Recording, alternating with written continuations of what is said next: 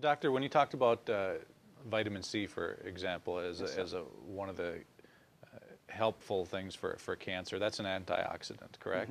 Hmm. And then you say we need more oxygen. There's some, I think some people still are confused. Well, if there's an antioxidant and we need more oxygen, how do those two come together, and how do we find the balance? Yeah. First of all, the antioxidant doesn't get rid of the oxygen. It Hmm. just gets rid of damages done by oxygen. If it's like with your car, when you have the gasoline coming into the car, it's a good thing first, but what comes out of your pipe is a bad thing. If you inhale it, you're going to die. So when the oxygen goes into your system and repairs the system, nourishes the system, and so on, there is debris. And these mutated, dead or half-dead cells are called, that's what the antioxidants are going after.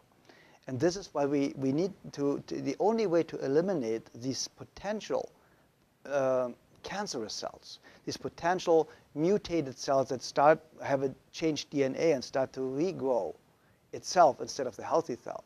That's what basically the antioxidants are going for. And I don't really think you can really overdose in antioxidants. You might get horrible heartburn, you might throw up a lot, so I don't really think you will do this for a long time. And usually, if you live in balance, I'm not really a friend of too much supplementation. I'm a friend of juicing. Everything that nature created, our body can use. A lot of supplements are so chemically altered or so toxic or filled with fungi, with all kind of bacteria, and it's very, very often very dangerous. So if you juice, preferably organic, because of the pesticides and all these other elements, it is kind of like flushing out the bad and building the new. You don't want to have a house built on a bad foundation. If you have bad concrete, it will crumble one day. And your cells, you don't want to build your cells with bad material. So I suggest to all my patients to have a gallon of water a day with half a teaspoon of sea salt, to eat at least one hard-boiled egg 3 times a week, and have a 70% living diet, raw food diet, to a 30% whatever you want to do.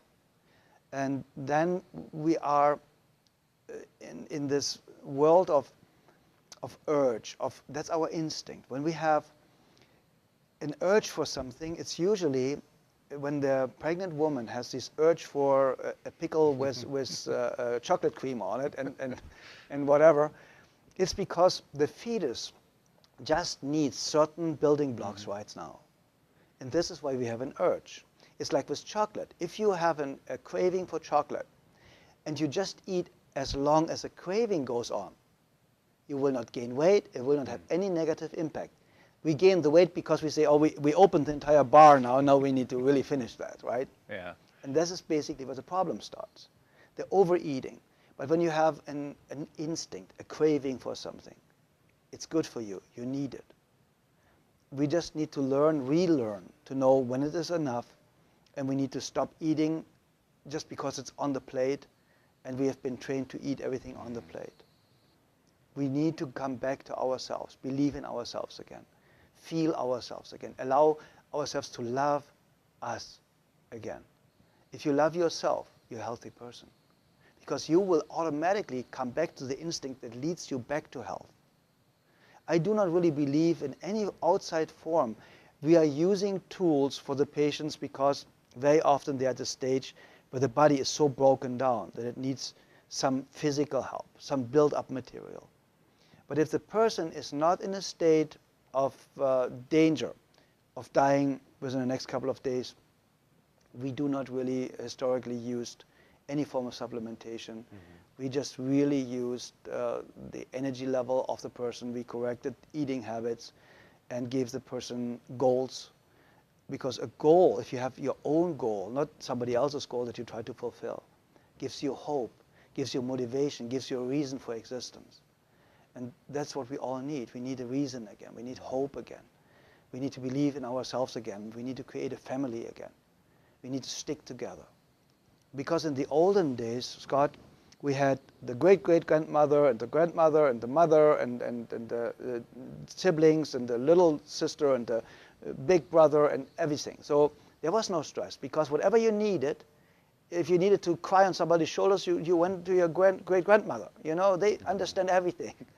And they just love you unconditionally. So you're fixed. Then you need a problem resolved, and you ask maybe your older brother or older sister. So that was all there, created by nature. And then, because America became the loneliest country in the world, that's why so many Americans love their animals more than other human beings, because people had to move for their jobs. They have to follow their jobs. So your neighbors changed, your family got ripped apart. And that's when all this negative tendency started, that we do not have the break we need, the mental vacation we need, the love that we need from the inside out and from the outside in. Because unconditional love is something that a mother has for her child, and that's basically what we need to have for ourselves. If you don't love yourself, if you don't take yourself as important as you need to be, as the most important person in your life, how can you help your children? How can you help your spouse or your parents later if they need you? Because you cannot help somebody that sinks into quicksand by pulling the person out, by jumping after the person. You cannot jump after the person and then just think, I can pull you out. No, you have to have stable ground underneath your feet first, and then you can help the other person out of quicksand. So here is a main mistake. You are trained, we are all trained, to take care of others first, and that is absolutely wrong. It's what do they tell you at the airplanes in case of lack of oxygen or pressure? Mm-hmm. Take the care of oxygen yourself mask first. on yourself first. Mm-hmm. Because what good are you for your child laying on the floor gasping for air? Mm. So what good are you for anybody if you are weak, if you are sick? No. Make yourself strong and happy first. Make yourself successful first. And it's so easy for you to help every loved one then.